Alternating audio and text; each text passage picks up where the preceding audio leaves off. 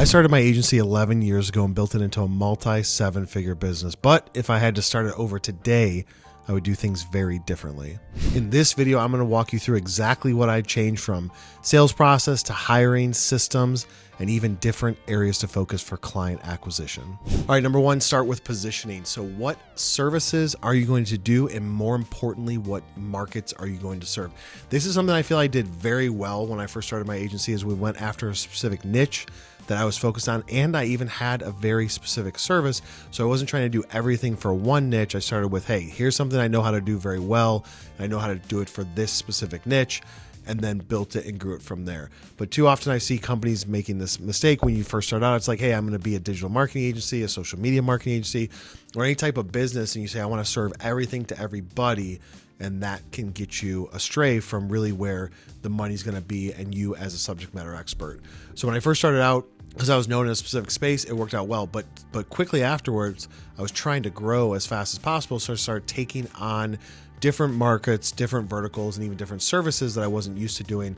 And eventually I went back to the original roots because I was not having fun or enjoying the things that we were doing or the clients that we were serving.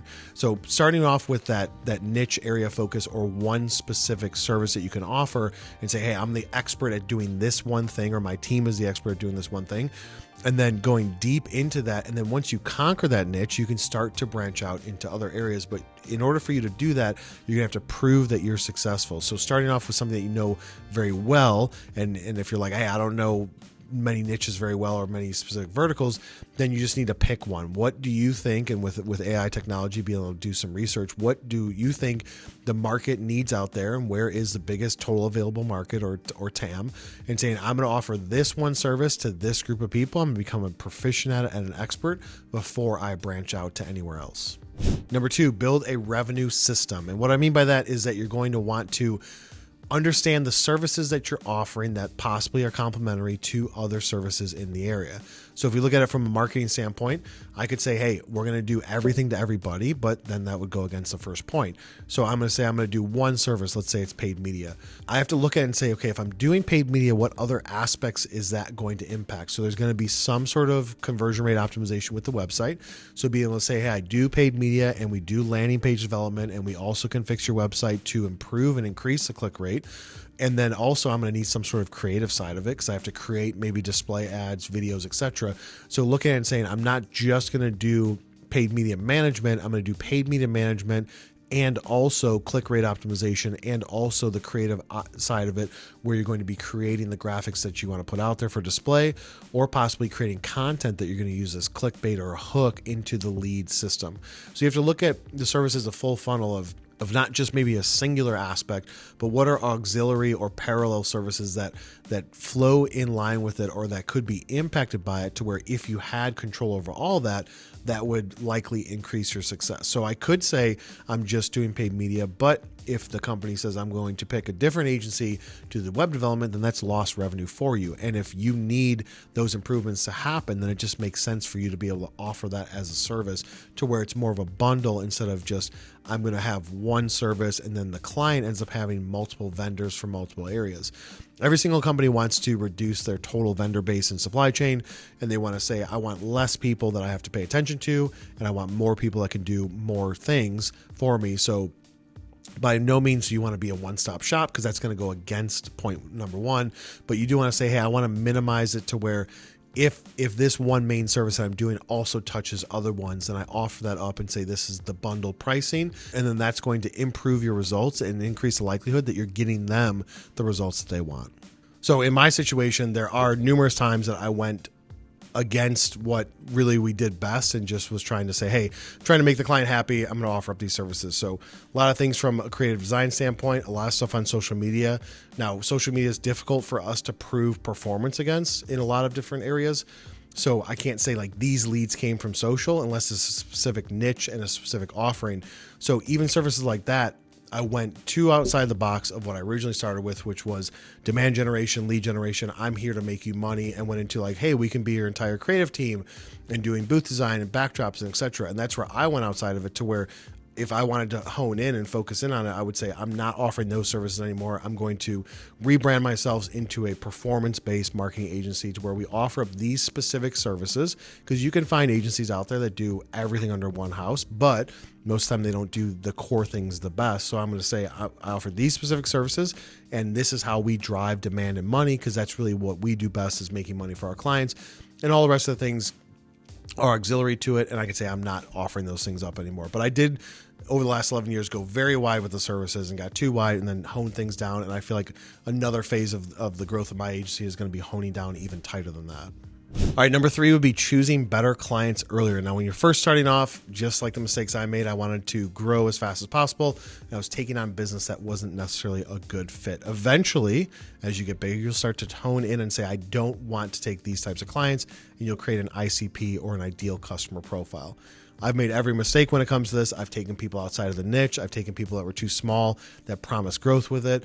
So what you want to do is have some sort of criteria when you're starting on, and say, this is the niche I'm working on. These are the services that I'm offering and the revenue system I'm generating. And then these are the types of companies that I want to deal with. There should be some level of minimum monthly revenue for yourself. The money it costs to manage a small monthly client. So let's just say that your average services range from 3 to, let's say, 10,000 a month. Or let's just say 3,000 plus per month.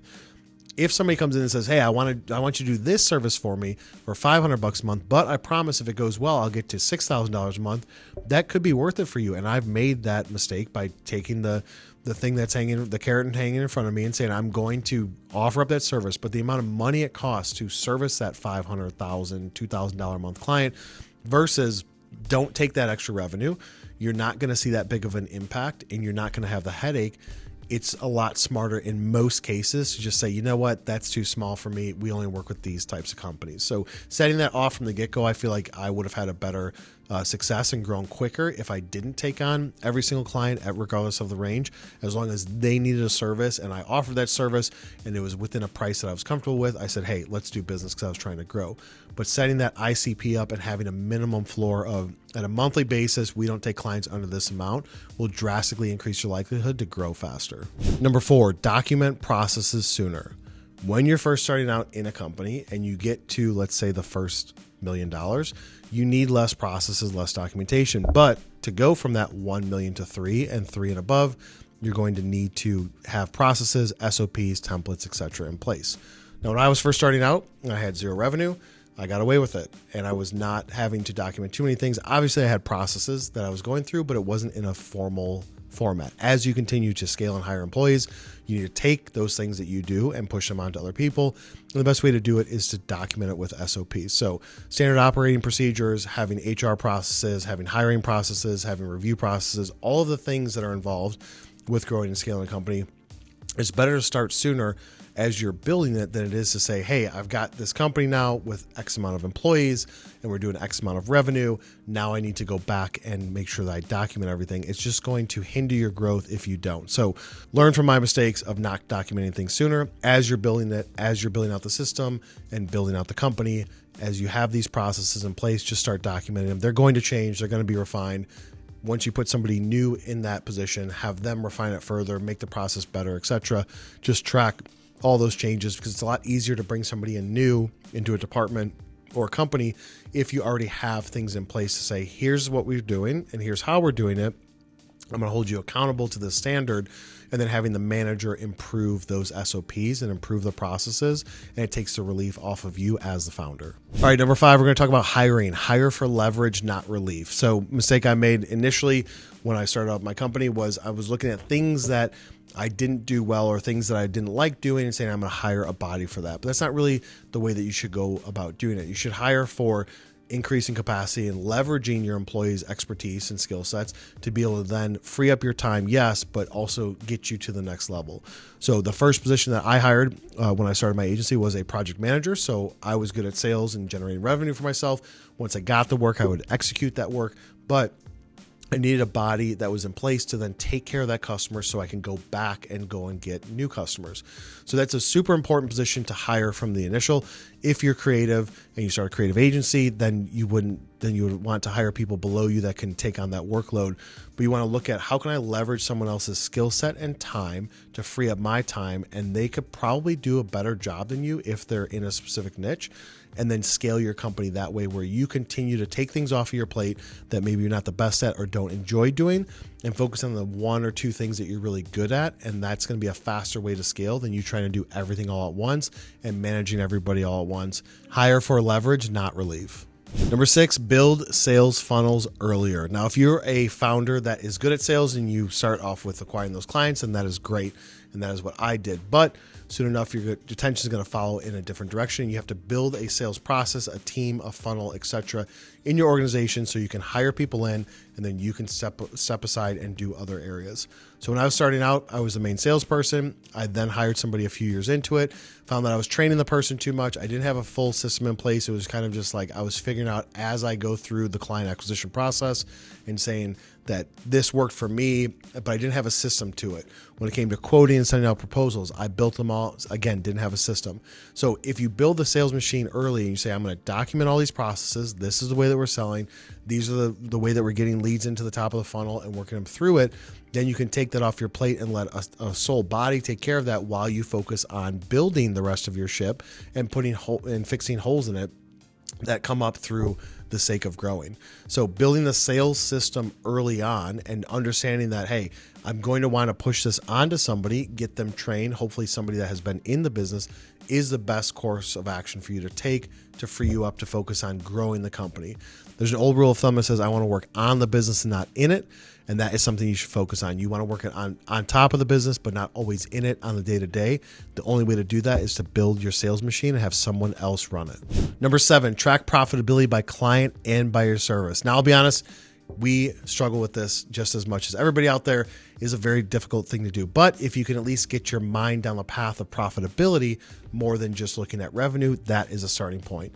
In order to track your profitability by client and by services, you have to track all time and track all things, expenses, etc., which can be very difficult to do because especially when you have a larger team and everybody's having to track their time, that's the issue that we run into. However, at a minimum, I want you to take away and say, if I'm doing $500,000 a year in revenue versus $5 million, sometimes the $500,000 is more profitable, and you want to focus on the services that you're offering and the time that you're putting into those services for that client versus just saying, hey, we'll do whatever it takes to make this client happy. At a minimum, you have to be looking at your hard cost behind it, whether it's software, services, subscriptions, amount of time you're spending meetings, reporting, data, etc. Tracking those at a minimum will help get you down the right path. That's what we do here. But going into the nitty gritties of tracking every single dollar and minute spent is almost impossible. And so that's something that a lot of agencies struggle with, and we will continue to struggle with it. I just look at it as, if I know that this client pays me X amount of dollars and I'm profitable to roughly this percentage, then I consider that a win-win. I look at the overall profitability of a business on a monthly basis and say, how are we doing profitability wise? And is there something that we feel is taking up more time than it should? Again, it's just a general rule of thumb. If you can track it closely, do it. But at a minimum, be looking at your monthly profitability on your revenue with your expenses and making sure that you're going down the right path. Starting over for me doesn't necessarily mean working harder. It just means building a cleaner business from the get-go, whether it's systems, processes, people, the usage of AI, how I'm going to grow and scale, and tracking profitability. It all comes down to, with technology these days, there's lots of things I would change from 11 years ago when I started. And that's something that we're continuously doing every single month, is how can we look at what we've built and what we continue to scale and how we can implement technology, especially with the usage of AI, to make us more efficient and smarter as we continue to scale. If you guys got value out of this content, share it with someone that you know, and I will see you on the next one.